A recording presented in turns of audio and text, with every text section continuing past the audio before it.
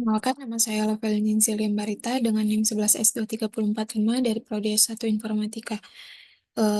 Pada kesempatan kali ini saya akan menjelaskan atau mempresentasikan mengenai pembuatan objek kucing pada Blender dengan aturan pada pemodelan dan simulasi. Hal-hal yang perlu kita perhatikan, yang pertama itu adalah perencanaan dan referensi. Sebelum membuat objek ini, kita harus menyiapkan gambar atau sketsa kucing yang tampak depan dan samping supaya kita lebih mudah atau gampang eh, menerapkannya untuk eh, untuk untuk membuat objeknya di Blender. Yang pertama itu pemodelan dasar atau blocking. Untuk kepala itu adalah sphere, yaitu diperbesar dan dimodifikasi. Selanjutnya untuk tubuhnya itu kita memakai kub yang dimodifikasi. Selanjutnya untuk ekornya itu atau kaki, kita memakai cylinder atau extrude dari tubuh. Selanjutnya adalah detailing atau high poly. Setelah bentuk dasar selesai, kita akan menambahkan detail seperti bentuk mata, telinga dalam, cakar, dan tekstur bulu. Kita menggunakan subdivision surface modifier untuk membuat bentuk halus. Selanjutnya adalah UV unwrapping dan texturing.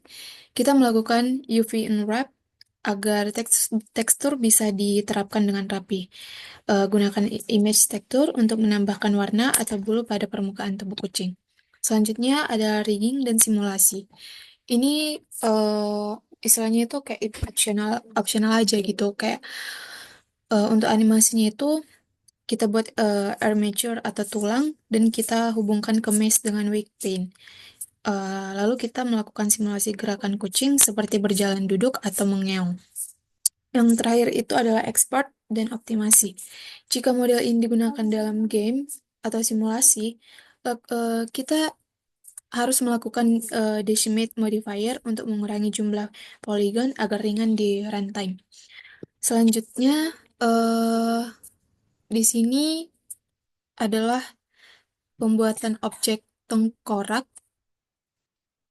pada Blender. Pastinya yang pertama itu adalah perencanaan dan referensi. Kita harus mencari referensi gambar tengkorak manusia eh, dari berbagai sudut. Kayak ini kan dari berbagai sudut dia kelihatan. Nah, supaya kita lebih gampang untuk memodelkannya atau membuatnya di Blender. Terus untuk pemodelan dasarnya itu atau blockingnya yaitu ada rongga mata orbita, hidung, dan rahang. Untuk detailing dan high poly, kita menambahkan detail tekstur tulang, retakan, dan tonjolan dengan sculpt mode yang menggunakan brush seperti clay strips, crease, dan smooth. Ini dilakukan agar tengkorak tampak realistis. Selanjutnya UV unwrapping dan tekstur tulang. Lakukan UV unwrap, lalu terapkan tekstur tulang menggunakan image texture. Bisa juga pakai prejudicial texture seperti noise atau musgrave untuk efek tua atau kropos. Selanjutnya itu simulasi. Ini juga termasuk opsional.